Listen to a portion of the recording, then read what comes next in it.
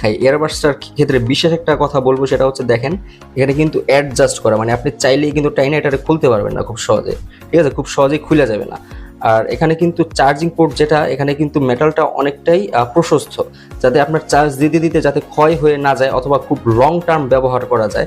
এখানে যদি স্ক্রিন লকের কথা বলি, বিভিন্ন ধরনের কাস্টম প্রিসেট ওয়ালপেপার কিন্তু আপনারা সেট করতে পারবেন এখান থেকেই।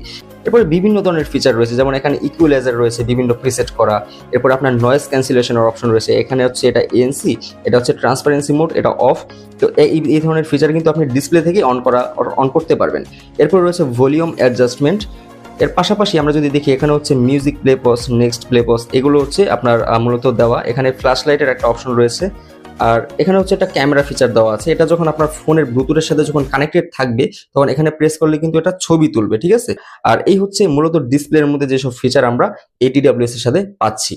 Z50 Pro ANC ATWS টি কিন্তু আমরা নিজেরা এক্সপিরিয়েন্স করেছি এবং আমাদের কাছে কিন্তু সাউন্ড কোয়ালিটি বেশ ভালো মনে হয়েছে, এবং 2000 টাকার মধ্যে one of the best sound signature কিন্তু মনে হয়েছে ATWS টির সম্পর্কে।